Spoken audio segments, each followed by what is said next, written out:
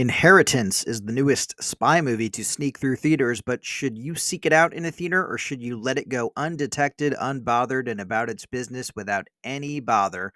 Um, did I say bother twice? I'm leaving it in. Stick around and I will let you know my thoughts right here on Inheritance. Hello and welcome to the channel. My name is Sean Morgan and I love movies. I especially love movies with some oomph or some sort of big creative swing, and 2025's Inheritance certainly fits that bill. The thriller's claim to fame in all of the marketing is that it was shot entirely on an iPhone. Right up front, I will tell you that this decision does, in fact, lend the movie a unique feel that kept me mostly engaged. As the movie kind of globe hops between New York City, Cairo in Egypt, India, and South Korea, the shooting on the iPhone lends everything a very intimate and close and grounded feel. You feel exactly as claustrophobic or as suffocated as the main character does while she goes about spying, constantly hurrying through crowded streets, as she evades the forces working against her.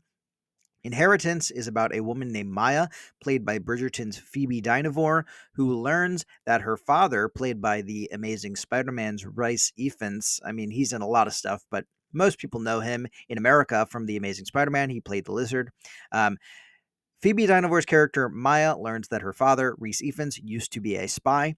When the two reconnect at a family funeral after being estranged for many years, Maya finds herself in hot water mixed up in his old kind of world.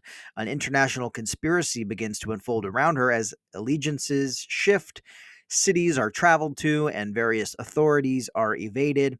Some people tell her the truth, some people massage the truth, and Maya does some subterfuge of her own. You know how these movies typically go and whether or not they are up your alley. And if you like thriller or spy movies, I think you will generally enjoy what Inheritance has to offer.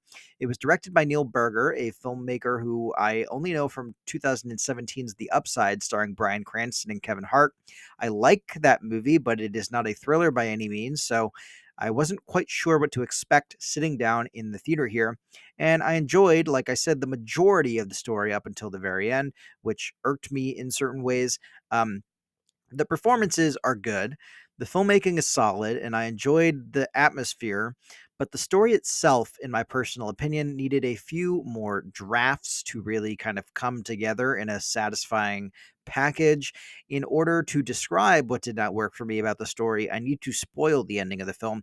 So consider this a blanket spoiler warning for the big final act of 2025's Inheritance. This is your warning, and I'm going to spoil big, big things from here on out. Okay, so the movie ends with Maya learning that her dad used her in order to retrieve assets and that he was not actually in need of rescue due to a purported kidnapping. The hard drive that Maya risked her life for is filled with stolen American government secrets, files, and millions of dollars in cryptocurrency, along with the password to that cryptocurrency. And that decision is fine so far. Maya also tests her father's quote unquote unconditional love by pretending to throw the hard drive over a bridge into water.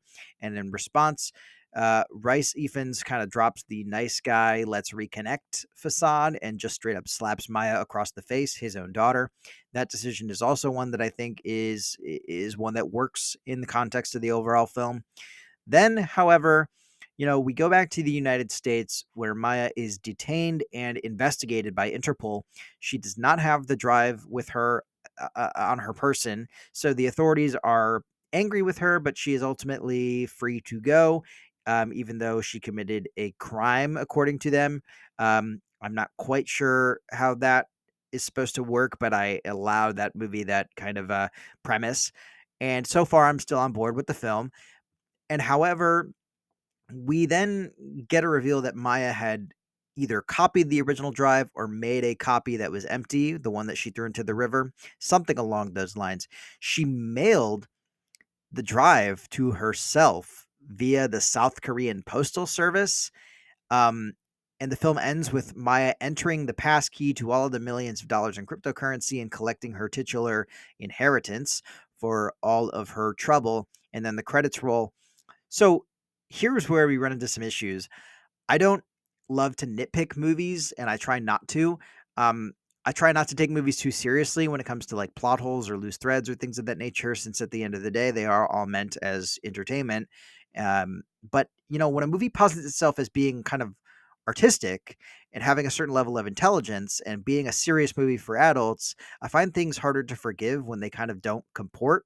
Um, Maya's father is a renowned spy with tons of presumed connections in seedy circles. He's still alive at the end of the movie, and he's absolutely pissed at her, and he says that his failure to secure this drive will assure his kind of ruination. So I can grant the movie the idea that Rhys Ifans' character or his cohorts, they won't come after Maya and try to harm her in any way.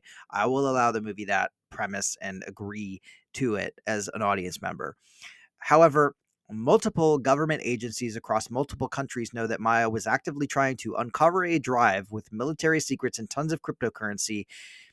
Maybe I just don't know how cryptocurrency works, but I imagine that some suit somewhere will be able to see that a random woman's account, a person of interest actually, that is likely still being surveilled, suddenly has a fortune to spend. Like, I find it difficult to go with the movie's premise that this is somehow a fun and acceptable conclusion to a story and we're all supposed to go home pumping our fists. Like, Maya is doing all of this with her fortune. It's, I don't know. This this access to the cryptocurrency is granted to her very soon after she's released from custody at JFK when she touches down in New York City. So she is almost definitely still being monitored, as are her bank accounts. I am surprised that nobody in the chain of command intercepted a package, too, that she mailed to herself or a family member from South Korea while she was still actively being considered a fugitive from the law. I don't know. Maybe I am being too harsh, but the critical consensus on this movie seems to be pretty mixed, and I think that's for good reason. Like, Inheritance is not without its strengths, but to me, it fails to come together into anything really great. And I don't think that this kind of, I don't think that this plot thread or plot hole is present in a way that is like setting up Inheritance 2 or something like that. Like, if the movie was very clearly like, she is going to take the risk and accept this money with the knowledge that it will make the government or her dad come after her, then I guess that is, while I don't love that because I like a movie to kind of be its own thing, be its own contained story. Um, I think that that is not what they're going for. They're not going for some sort of blatant sequel setup. It just doesn't feel like that kind of spy movie. Like, even calling it a spy movie feels wrong because like there's not a ton of action, right? So this is not the kind of movie that is typically typically having like a post credit scene that's like Maya will return in Inheritance colon the Dark World or something like that. So that's not what we're supposed to be getting. It's not a decision at the end of the movie here that worked for me. It kind of deflated everything that I had liked up until that point. Um, it was kind of a letdown. Anyway, where does this film rank in the end on my scale of A list, A amazing, A average, A abysmal, or needs to be abolished? I think this film would hover somewhere around a 2.5 to a soft 3 numerically. So I can't really at present give it anything above an abysmal rating. It's not one of the worst movies that I've ever seen, but it ran out of steam fast towards the end of the movie, and that fact sort of bummed me out as much as I liked seeing these locales on the ground. The South Korean streets, interesting, hanging out in Cairo, but I don't know. It just didn't work for me in the end. I saw this movie as part of an experiment where I see as many movies as possible with AMC A List in one single year. I saved $12.99 on this ticket with A List, so I can't really be mad about that deal. However, I do suggest that if you're someone who's dying to see this movie, or you are a thriller slash spy movie completionist, I think that you can just wait to watch this one on a streaming service rather than spend the money to see it inside of a movie theater. It just doesn't rise to the level of being like, you should go out, you should spend quote unquote real money compared to AMC A List. You should, it doesn't require a big in theater viewing experience with a crowd with like an evening out. It's just not of that high quality. So did you see Inheritance? If you did, what did you think about it? Do you think that I'm being way too harsh? Tell me in the comments below if you'd like, or tell me what your favorite spy movie is, or what one of your favorite spy movies is. I don't know what my all-time favorite would be, but the movie that jumped into my mind right away is Casino Royale.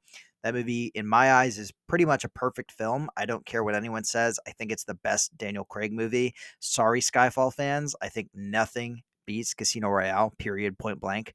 Um, Feel free to like this video and to subscribe to the channel, to do both of those things, to do neither of those things. But if you subscribe to this channel, you can keep up to date with my thoughts on more theatrical releases as they come out. Until then, stay safe out there and don't get caught up in any international conspiracies because of your estranged father. Bye.